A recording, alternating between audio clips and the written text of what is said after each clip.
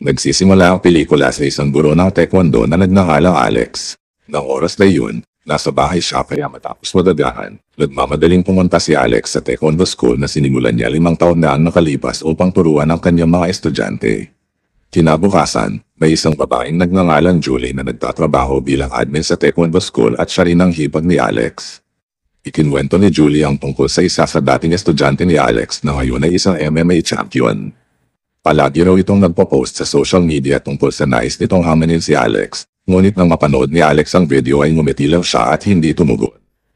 Makalipas ang kaunting sandali, dumating ang isang babaeng nagngangalang Samantha na nais ipa-enroll ang kanyang anak sa taekwondo school. Mainit silang tinanggap ni Alex na ikinasaya ng bata. Maya-maya, tinanong ni Samantha kung may private classes dahil gusto rin niyang mag-train. Sinabi ni Alex na nag-aalok siya ng private classes. Kaya nagsimula silang mag-ensayo ng magkasama tuwing linggo. Isang araw, pagkatapos ng practice ni Samantha, biglang dumating ang dati niyang asawa na si Victor at tinanong kung bakit basa ang mga damit ni Samantha. Ayaw sanang sumagot ni Samantha na matagal nang hiwalay kay Victor, ngunit ipinaliwanag ni Alex na katatapos lang ni Samantha ng kanyang private lesson. Sa hapon, tinuturuan ni Alex ang mga bata at sa gabi hanggang alas 9 ay tinuturuan naman niya ang mga kabataan at matatanda. Sa paglipas ng panahon, patuloy na kumukuha ng private lesson si Samantha at naging mas malapit sila ni Alex. Isang araw matapos ang practice, inaya ni Samantha si Alex na maghapunan at pumayag siya. Habang kumakain, tinanong ni Alex tungkol sa anak ni Samantha na wala roon. Sinabi ni Samantha na nasa piling ni Victor ang anak nila. Ipinaliwanag niya na matagal na silang hiwalay ni Victor, ngunit patuloy pa rin itong nakikialam sa kanyang buhay na sinasabing gusto lang niyang makita ang kanilang anak. Ibinunyag ni Samantha na iniwan niya si Victor dahil ito'y malupit at madalas siyang sinasaktan. Kinabukasan, pumunta si Victor sa paaralan kasama ang isang kaibigan. Nalaman niya ang tungkol sa hapunan ni Alex at Samantha at nagselos siya. Noon ay gusto ni Victor agad harapin si Alex at halos suntukin pa ito. Sinubukan ni Alex na pakalmahin si Victor. Ngunit nagbanta si Victor na sisirain ang taekwondo school. Maya-maya, lumabas si Alex at nagkaroon ng laban sa kaibigan ni Victor. Hindi nagtagal ay natalo ni Alex ito. Matapos ang insidente, pumunta si Samantha sa bahay ni Alex upang humingi ng tawad sa ugali ni Victor. Sinabi ni Alex na hindi kailangang humingi ng tawad si Samantha dahil hindi naman ito kasalanan niya. Ibinahagi ni Samantha na labis siyang naiinis kay Victor dahil palagi siyang ginugulo nito. Narinig ito ni Alex at sinubukang patahanan si Samantha at nauwi sa isang halik sa kama. Kinabukasan, nang magising si Samantha, napansin niya ang litrato ng isang babae sa kwarto ni Alex at tinanong tungkol dito.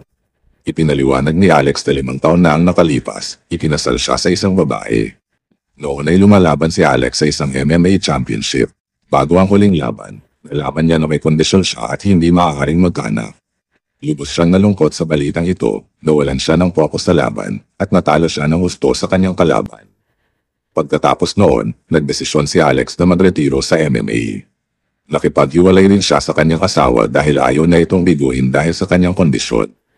Makalipas sa ilang sandali, dumalaw ang 2 anak na babae ni Julie. Humingi sila ng pera kay Julie upang bumili ng ice cream. Matapos makuha ang pera, umalis ang mga bata. Noon ay nakita ni Samantha ang isa sa mga anak ni Julie na inaayos ang maluwag na tali ng sapatos nito. Pagkatapos noon, nagsagawa ng pinagsamang pagsasanay si Alex para sa lahat ng kanyang estudyante, mula sa mga bata hanggang sa mga matatanda. Habang nagsasanay, napansin ni Alex ang 2 bagong tao na nais sumali. Malugod na silang tinanggap at inimbitang mag-ensayo. Isang araw, ang 2 bagong dating ay naging bastos sa isa sa mga estudyante ni Alex. Napag-alaman na ang pangalan nila ay Nakoto at ang kanyang tauhan at nais nilang hamanin si Alex. Sa oras na iyon, ayaw ni Alex makipaglaban, kaya pinakiusapan niya silang umalis. Ngunit inatake siya ng tauhan ni Nakoto at nagsimula ang isang laban. Matapos ang matagal na labanan, nanalo si Alex. Pagkatapos, si Nakoto mismo ang nais humamon kay Alex. Ngunit bago sila maglaban, dumating si Julie at sinabing paparating ang mga pulis. Agad na umalis sila Nakoto at ang kanyang mga kasama. Kinabukasan, muling humingi ng pera ang 2 anak ni Julie upang bumili ng ice cream. Sa pagkakataong ito, si Alex ang nagbigay ng pera sa kanila. Matapos bumili ng ice cream at pauwi na, bigla na lamang tinidnap ang mga anak ni Julie. Makalipas ang 2 oras, habang nagsasanay si Alex, dumating si Julie at nagtanong kung nasaan ang kanyang 2 anak. Sinabi ni Alex na hindi niya alam dahil akala niya ay nasa harap na silid ang mga ito. Napagtanto nilang kinidnap na pala ang mga anak ni Julie. Di nagtagal, dumating ang mga pulis at nagkaroon ng takot sa lahat. Sinubukan ni Alex na patahanan si Julie at sinabing hahanapin ng mga pulis ang kanyang mga anak. Isang linggo matapos ang insidente, labis na nalungkot si Julie dahil hindi pa rin natatagpuan ang kanyang mga anak. Sinubukan niyang tawagan ang kanyang asawa na nakababatang kapatid ni Alex, ngunit hindi ito maabot dahil nasa militar at hindi maaaring makontak. Makalipas sa ilang sandali, pumunta si Julie sa banyo at sa sobrang bigat ng nararamdaman, sinubukan niyang uminom ng maraming antidepressant. Samantala, nasa harapang silid si Alex kasama si Samantha na kasalukuyang nagtatrabaho bilang admin. Makalipas sa ilang sandali, pumunta si Samantha upang tingnan ang banyo at natagpuan si Julie na walang malay. Agad nilang dinala ni Alex si Julie sa ospital.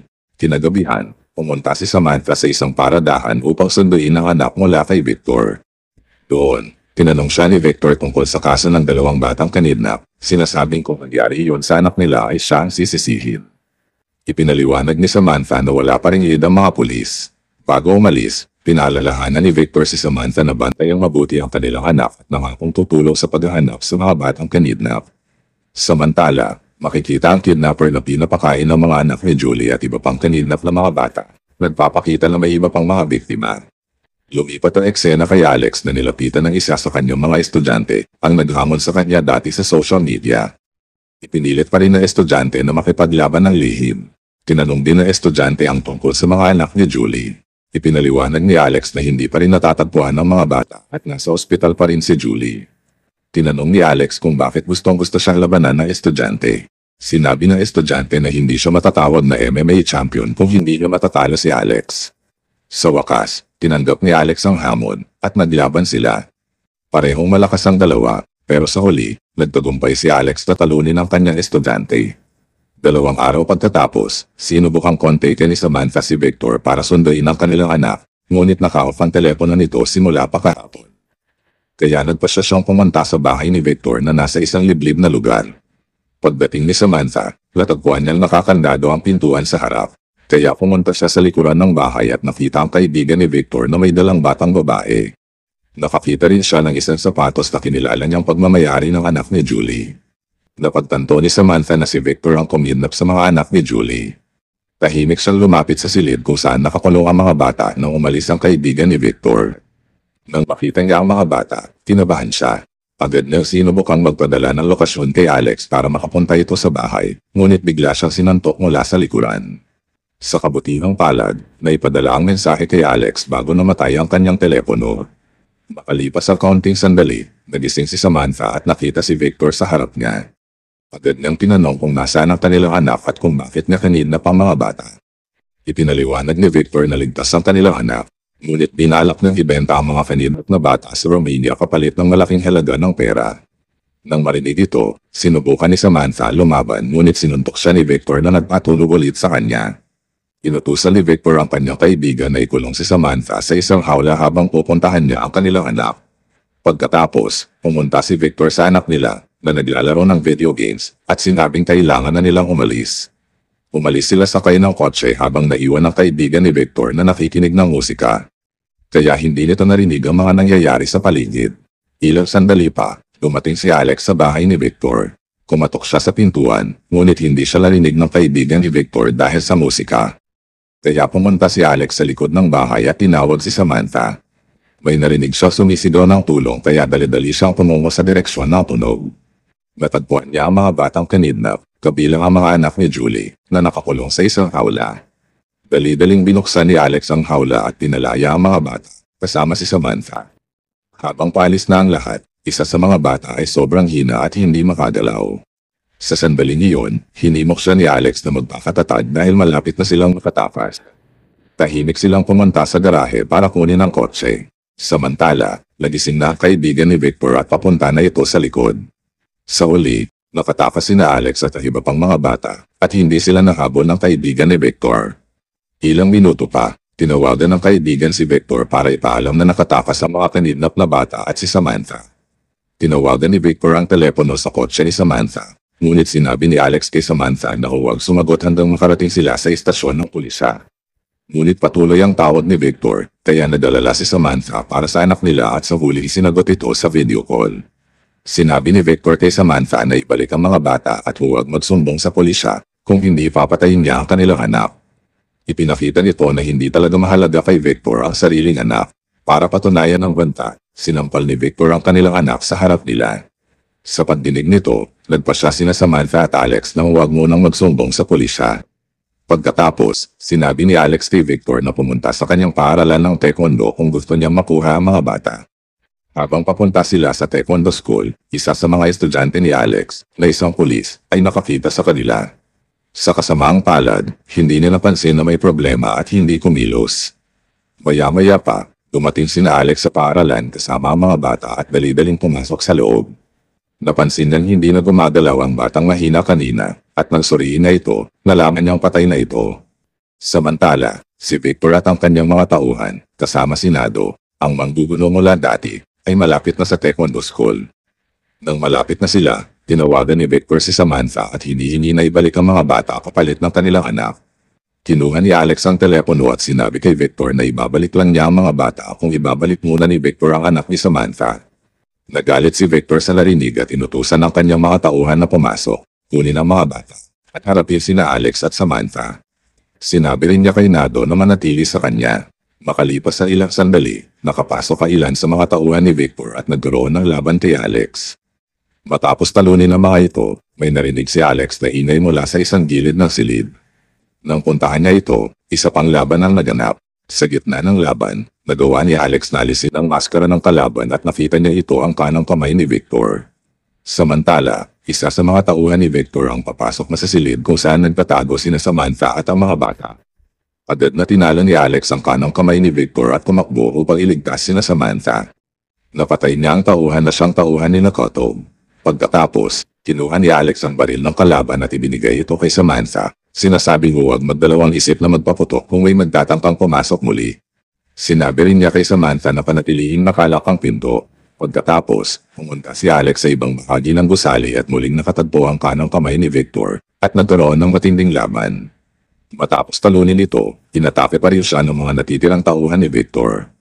Muling bumangon ng kanang kamay at tinatake si Alex. Na ngayon ay pagod na. Nang maglaon, naglabas ito ng kutsilyo at tinangkang saksakin si Alex, ngunit nagawa ni Alex na pigilan siya. Sa kabilang banda, nagsimulang mag-alala si Victor dahil hindi pa bumabalik ang kanyang mga tauhan. Ipinadala niya si Nakoto sa loob at naglaban sina Nakoto at Alex.